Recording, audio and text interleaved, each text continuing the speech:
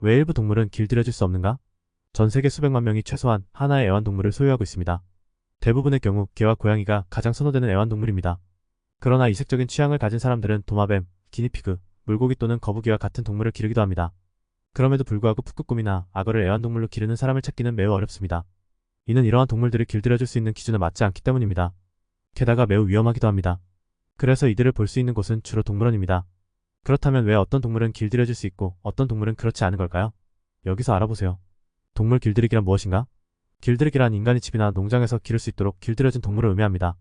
이러한 동물들은 인간과 상호관계를 형성하고 있습니다. 예를 들어 고양이는 동반자를 제공하고 집안의 해충을 처리하는 역할을 합니다. 반면에 인간은 고양이에게 먹이를 주고 더 나은 삶의 질을 제공합니다. 개 역시 동반자와 안전을 제공하며 인간은 그들을 적절히 돌봅니다. 오늘날 길들여진 대부분의 동물들은 약 1만 년 전부터 길들여졌으며 인류의 적어도 10세대에 걸쳐 존재해왔습니다. 동물이 길들여질 수 있는지 여부를 결정하는 요인. 전문가들에 따르면 동물이 길들여질 수 있는지 여부를 결정하는 요인은 6가지가 있습니다. 이들은 다음과 같습니다. 인간 정착지에서 먹이를 찾는 능력. 길들여지기 위해서는 동물이 인간 정착지 내에서 먹이를 찾을 수 있어야 합니다. 개와 고양이를 예로 들 수 있습니다. 이 두 동물은 가정 내에서 쉽게 먹이를 찾을 수 있습니다. 개는 원래 육식성이었던 회색 늑대에서 유래했지만 결국 농작물과 감자 등 다양한 음식을 섭취할 수 있도록 적응했습니다. 이로 인해 인간과의 더 편리한 공존이 가능해졌습니다. 성숙속도. 편리하게 길들여질 수 있는 동물은 이상적으로 빠른 성숙속도를 가져야 합니다. 인간은 상호 이익을 위해 동물을 길들이기 때문에 인간의 수명에 비해 성숙하는 데 시간이 더 걸리는 동물을 길들이는 것은 비효율적입니다. 이러한 이유로 소와 염소는 인기 있는 가축입니다. 이들은 인간보다 빠르게 성숙하여 인간이 이익을 얻기에 충분한 시간을 제공합니다. 포획에서 번식할 수 있는 능력과 의지. 길들여진 동물의 또 다른 특성은 포획 상태에서 번식할 수 있는 능력과 의지입니다. 많은 사람들이 잘 모르지만 각 동물마다 번식하는 방식이 다릅니다. 닭과 같은 동물은 포획 상태에서 번식하는데 매우 익숙해져서 문제없이 많은 알을 낳을 수 있습니다.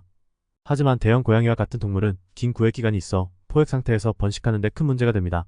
치타와 같은 동물을 포획 상태에서 기르는 사람들은 이들이 번식하는데 어려움을 겪습니다. 동물의 공격성. 공격적인 동물은 길들일 수 없습니다. UCLA에서 실시한 연구에 따르면 동물의 공격성은 그들이 자란 환경과 크기에 따라 결정됩니다. 그래서 야생 동물을 길들이는 것은 매우 어렵습니다. 야생 동물은 인간을 잠재적인 위협이나 적으로 여기기 때문에 자신보다 큰 경우에는 도망치기보다는 싸우기로 결정할 수 있습니다. 이러한 상황은 가정 환경에서 매우 위험할 수 있습니다. 인간에게 지배권을 포기할 수 있는 능력과 의지.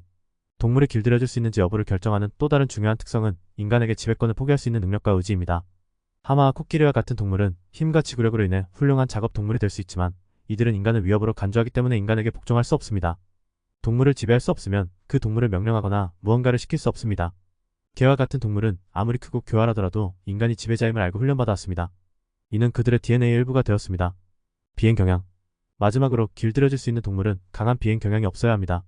사슴이나 가젤은 훌륭한 가축이 될 수 있지만 이들은 극도의 비행 경향이 있습니다.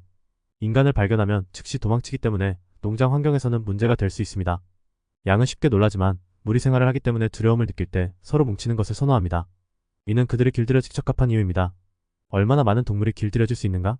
위의 기준에 따라 수백 종의 동물 중 오직 14종만이 길들여졌습니다.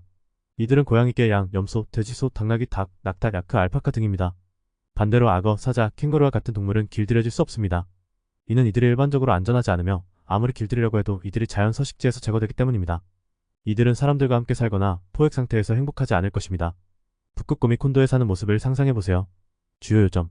소셜미디어에서는 호랑이나 여우와 같은 이국적인 애완동물을 가진 사람들을 종종 볼 수 있습니다. 야생 동물을 길들일 수는 있지만 권장되지 않습니다. 이러한 동물들은 종종 인간을 억제하려는 본능 때문에 주인이나 조련사를 다치게 하기도 합니다. 게다가 야생 동물을 애완동물로 기르는 것은 매우 비쌉니다. 그렇기 때문에 이는 부유한 사람들만이 하는 일입니다. 예를 들어 마이크 타이슨은 애완용 호랑이를 기르고 있었고 멜라니 그리피스는 애완용 사자를 기르고 있었습니다. 킥에스펙트닷컴을 참고했습니다.